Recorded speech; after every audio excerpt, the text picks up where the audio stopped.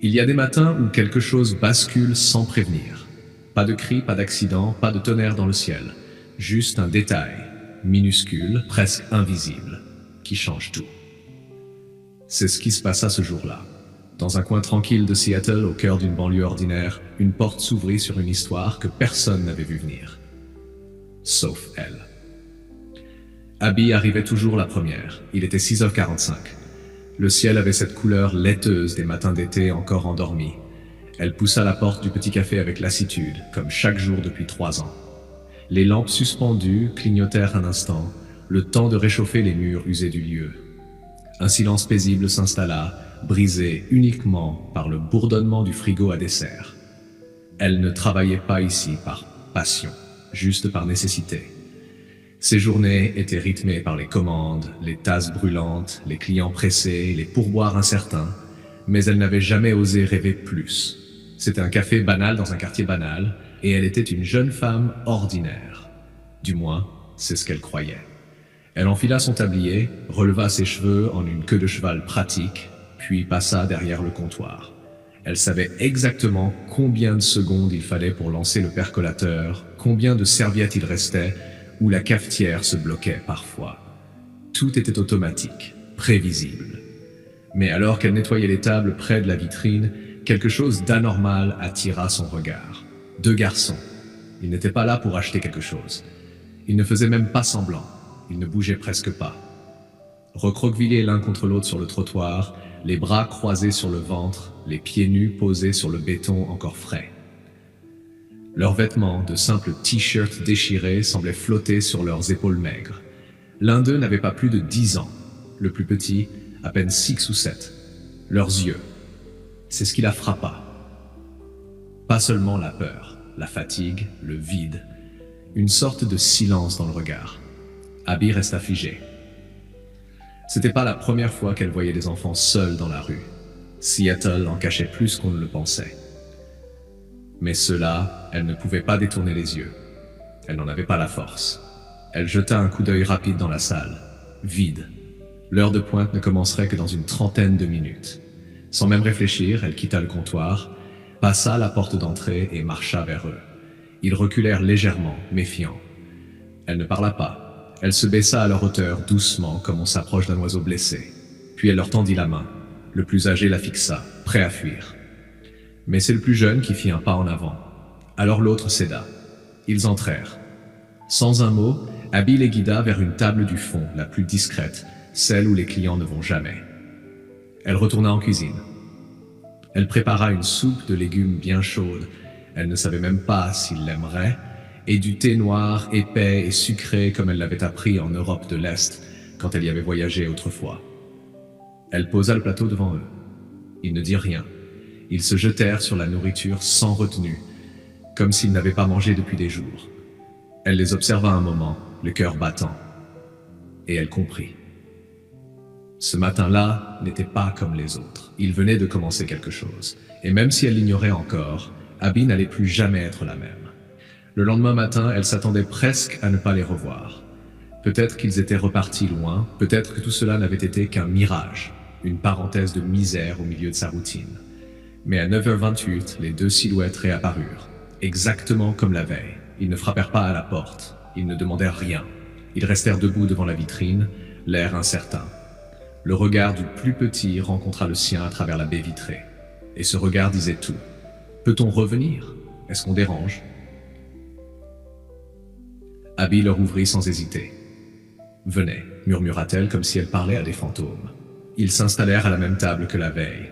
Même geste prudent, même silence. Elle leur apporta une autre soupe, un thé, et cette fois un petit pain qu'elle fit chauffer au four. Toujours aucun mot.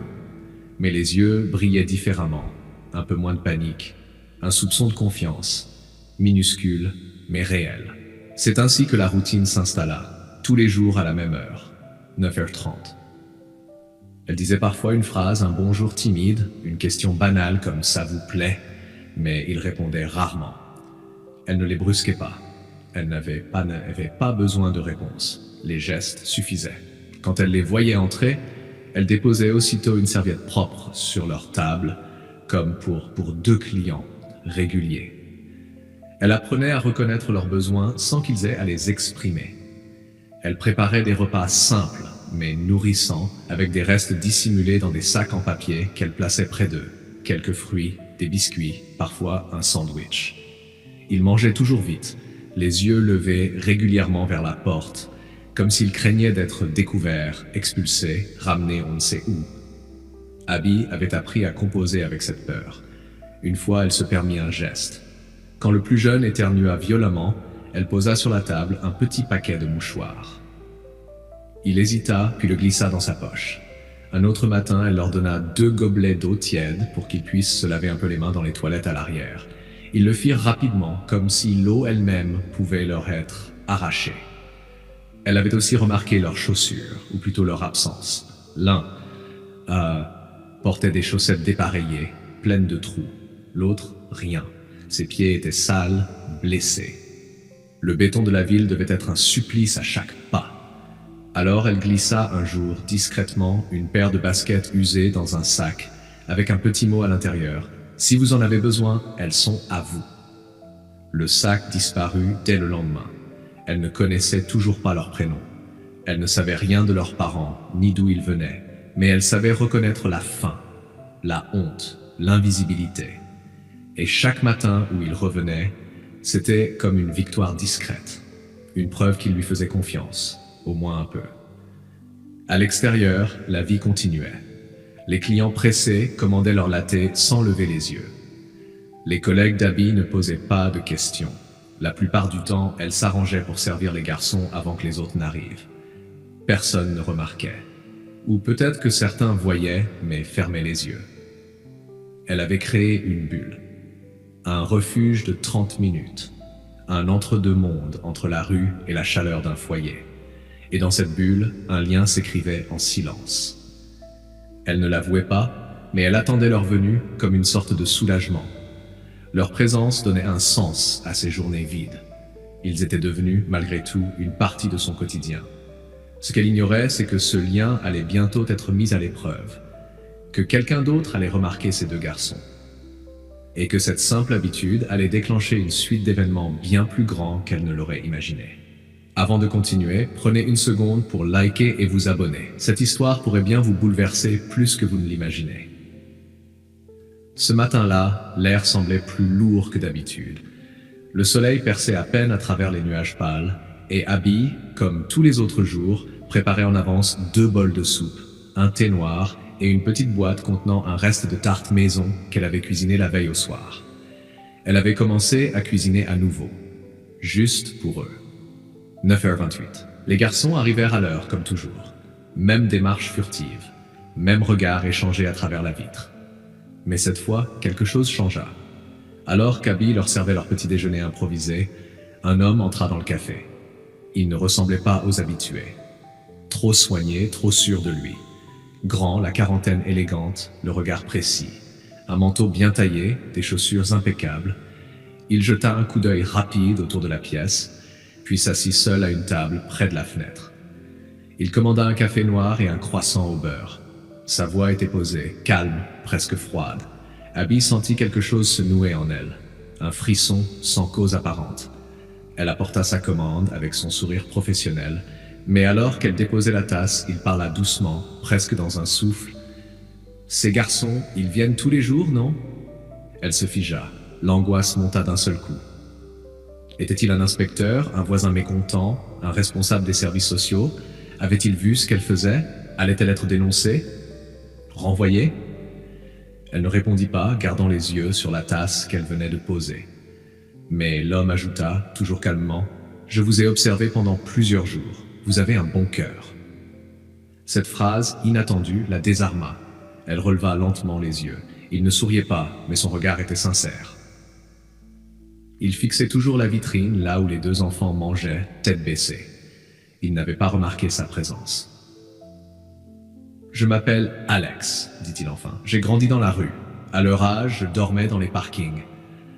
Un jour, un restaurateur m'a offert une assiette chaude et il m'a tendu la main. Il fit une pause. Je n'ai jamais oublié ce geste. Il a changé toute ma vie. » Elle s'assit en face de lui, poussée par un élan qu'elle ne comprenait pas elle-même. Alex poursuivit, « Je dirige aujourd'hui une entreprise, mais aussi une fondation. J'aide les jeunes des rues, et vous venez d'en sauver 2. Il sortit un petit carnet, griffonna un numéro, puis un nom. Il lui tendit la page. « Demain, je reviendrai avec mon avocat. Je veux leur parler, pas pour les punir, pour comprendre et les sortir de là. » Abby le fixa, le cœur battant. Elle voulait croire à ses mots. Elle voulait croire que quelqu'un d'autre voyait ce qu'elle voyait. Que ce lien silencieux qu'elle avait tissé n'avait pas été vain. Le lendemain, il revint comme promis. Costume sobre, attitude discrète. Un homme plus âgé l'accompagnait, élégant lui aussi. Un avocat, visiblement. Les garçons étaient là, méfiants, tendus. Alex s'approcha d'eux avec précaution. Il se baissa à leur hauteur comme Abby l'avait fait la première fois. Il ne demanda pas tout de suite leur nom. Il leur parla de lui, d'où il venait, de comment il avait survécu, et d'un détail, ce jour où un inconnu lui avait offert un plat chaud. Ils l'écoutèrent sans mot dire. Puis enfin, le plus grand prit la parole. Sa voix était faible mais claire. « Je m'appelle Tim. Lui, c'est Liam. Notre maman, elle est morte. Et on voulait pas aller à l'orphelinat. Alors on s'est caché. » Le silence dans le café devint absolu. Abby sentit sa gorge se serrer. Tout s'éclairait. Il vivait dans un sous-sol abandonné, près d'un chantier désaffecté. Dormait à même le sol, partageant les restes glanés, quand il y en avait. Alex se redressa. Il échangea un regard avec son avocat. « On va s'occuper de vous. » Il ne s'agissait plus de promesses. Il parlait comme quelqu'un qui savait exactement quoi faire. Quelqu'un qui l'avait déjà fait. Abby se rendit compte qu'elle ne tremblait plus. Que, pour la première fois, quelqu'un d'autre portait le poids avec elle. Mais elle n'avait encore aucune idée de ce que cette rencontre allait réellement déclencher. Il fallut moins d'1 semaine, moins de 7 jours pour que les filles emmêlées de cette histoire trouvent un début de dénouement. Alex avait tenu parole. Le soir même de leur échange, il mobilisa son réseau. L'avocat qui l'avait amené au café, Maître Callen, avait travaillé pendant 20 ans dans la protection de l'enfance. Ils avaient vu des dizaines d'affaires comme celle-ci. Des enfants livrés à eux-mêmes, ignorés par un système qui ne savait plus comment les voir. Mais cette fois, il y avait une différence. Quelqu'un s'était interposé. Abby. Grâce au témoignage des garçons, on retrouva la trace de leur famille. Et contre toute attente, leur grand-mère vivait encore. Une femme discrète, veuve, qui pensait avoir perdu sa fille, la mère des enfants, lors d'un accident dont elle n'avait jamais reçu les détails. Personne ne l'avait prévenue de l'existence des garçons. Personne ne lui avait dit qu'elle était encore grand-mère. Quand elle les vit pour la première fois dans une salle d'attente d'un centre social, elle fondit en larmes sans pouvoir les lâcher. Les garçons aussi pleurèrent. De soulagement, de chaleur retrouvée, de maison promise. Abby ne les accompagna pas ce jour-là. Elle resta au café, incapable de dire pourquoi. Elle nettoya les tables plus lentement que d'habitude, prépara 2 thés sucrés qu'elle laissa refroidir sans les toucher. Le vide était immense, leur absence brutale. Et puis, le lendemain matin, Alex revint. Il entra dans le café sans bruit, avec son calme habituel, mais ses yeux trahissaient une joie qu'il ne masquait pas cette fois. Il s'approcha d'Abby et tendit une enveloppe. Elle la prit, surprise. À l'intérieur, un dessin. Un dessin d'enfant, aux couleurs tremblantes. Une serveuse avec un grand tablier. 2 garçons avec des sourires immenses. Au-dessus d'eux, un mot écrit maladroitement « Merci tante Abby. On a une maison maintenant. » Elle ne résista pas. Les larmes jaillirent d'un coup. Elle s'accouda au comptoir pour ne pas tomber, submergée. Alex resta là, sans rien dire. Il savait. Il avait connu cette émotion. Celle qui naît quand, après des années de gris, on découvre qu'un petit geste peut repeindre la vie des autres. Et la sienne. Lorsqu'elle se reprit, il parla enfin. « Vous leur avez sauvé la vie, Abby, et vous ne leur avez rien demandé. Maintenant, laissez-nous faire quelque chose pour vous. » Elle leva les yeux, étonnée. Il posa une brochure devant elle. Programme de coordination d'aide humanitaire. Il lui expliqua que dans sa fondation, il avait besoin de quelqu'un comme elle, quelqu'un qui comprend sans juger, qui voit ce que les autres ignorent. Il voulait qu'elle se forme, qu'elle rejoigne l'équipe, qu'elle transforme ce qu'elle avait fait par instinct en mission de vie. Elle hésita, elle doutait. Mais, au fond d'elle, elle savait déjà la réponse. 1 mois plus tard, elle ne lavait plus de sol. Elle planifiait des repas pour les centres d'hébergement, organisait des maraudes de nuit, accompagnée de jeunes mères, des adolescents sans papier, des familles en exil. Elle travaillait plus qu'avant, mais elle souriait. Un vrai sourire. Le genre de sourire qu'on ne peut pas feindre. Son histoire commença à circuler, d'abord dans l'association, puis dans le quartier. Certains journalistes en parlèrent. Pas comme une héroïne, non. Comme une femme qui avait simplement choisi de voir. 1 an plus tard, une lettre arriva. L'enveloppe était simple, sans adresse de retour. À l'intérieur, une photo. 2 garçons souriants, assis dans un jardin. À côté d'eux, un chien couché sur ses pattes. Derrière, une vieille dame, les bras croisés sur un tablier de jardin. Tout semblait paisible. Au dos de la photo, un message écrit à 2 mains, l'écriture encore hésitante. « On va à l'école. On veut être comme Alex et comme tante Abby. » Elle relut le mot plusieurs fois. Puis elle reposa la photo contre la caisse du café, car oui, elle y passait encore parfois, bénévolement, juste pour retrouver l'odeur du café chaud et l'endroit où tout avait commencé. Et cette fois, son sourire était plein, doux et invincible. Elle comprit que parfois, ce ne sont pas les grandes décisions qui changent d'une vie. Parfois, c'est un bol de soupe, un regard, une porte qu'on ouvre. Et cette porte, elle l'ouvrirait encore. Si cette histoire vous a touché, même un peu, alors imaginez ce que des milliers de petites mains peuvent encore faire, juste avec un geste simple. Un regard, une assiette, une main tendue. Nous vivons tous dans un monde qui va vite, qui oublie. Mais parfois, une histoire comme celle d'Abby, de Tim, de Liam, nous rappelle ce qui compte vraiment. Alors si cette histoire vous a ému, si vous avez ressenti quelque chose, likez cette vidéo pour que d'autres puissent la découvrir. Laissez un commentaire, peut-être pour partager ce que vous avez ressenti ou une expérience que vous avez vécue.